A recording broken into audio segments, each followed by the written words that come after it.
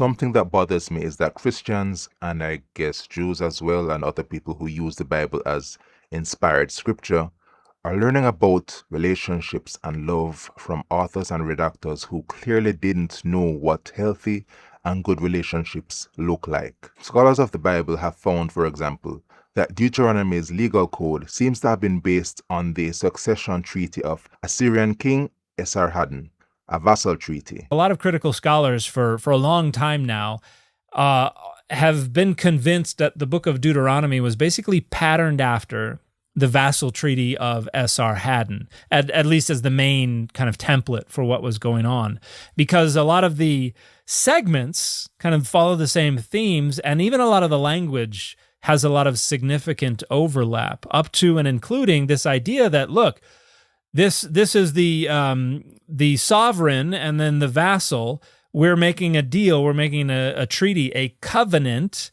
and your main responsibility is to love me. And what is a vassal treaty? It was basically a larger nation going in and beating up on a smaller nation and saying, look, here's the deal. You work for us now. You're going to pay us, and it could be money, it could be gold, silver, it could be sheep, it could be olive oil, it could be whatever. Every year, this is how much we want from you, and we will not beat you up further. And then you also have to make sure that you're looking out for our interests. Yeah. So if the neighbor on the other side of you starts talking bad about us, you need to let me know so we can go beat them up too.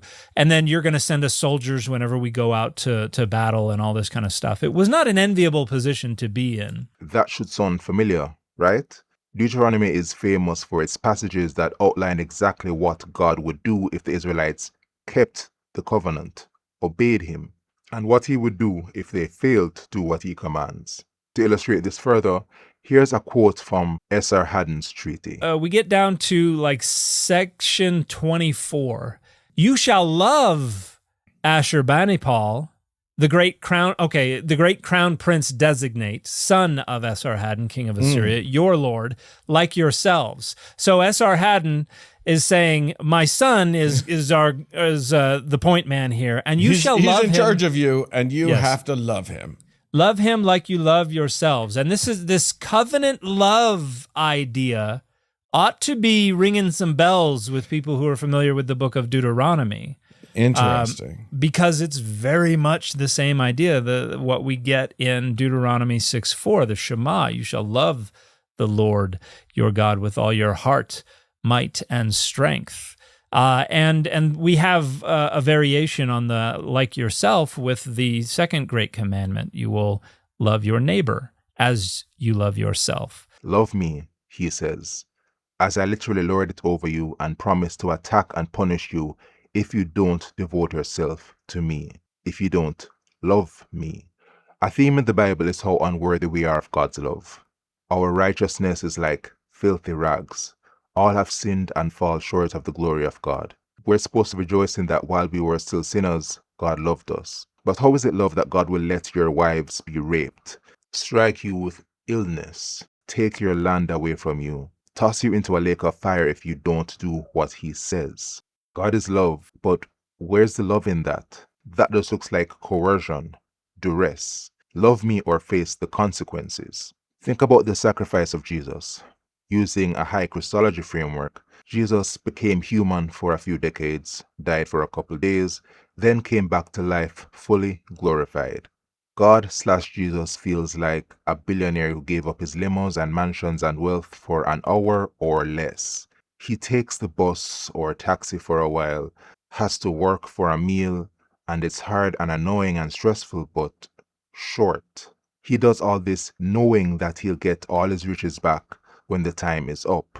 Because what is 30-something years of humanity or a couple days of death compared to glorified eternity?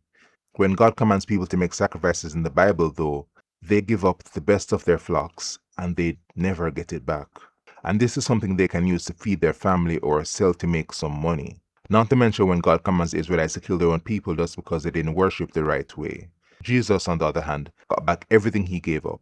Christians sing praises to and preach of a God whose sacrifice is supposedly great. A God who is so good that we can never be worthy of his love. The greatest love of all. He's mine since you laid down your life. The greatest sacrifice.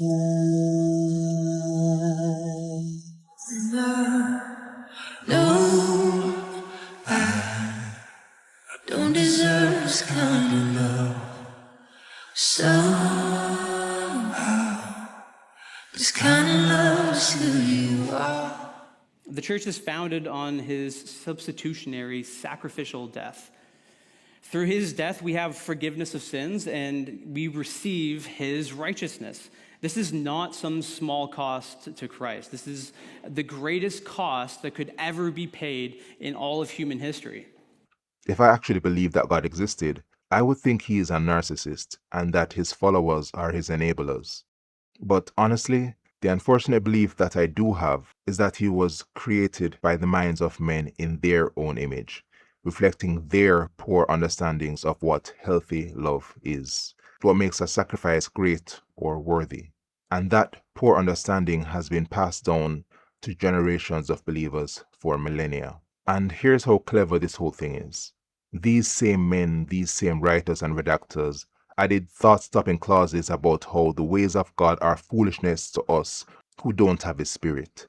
So of course his great love seems abusive and toxic to me. My eyes haven't been opened to the indwelling of that love. A love that demands people devote themselves to it, no matter the cost. And the cost is always borne by the devotee. Not only because the object of their devotion doesn't exist, but because even if he does, he has given comparably much less than them.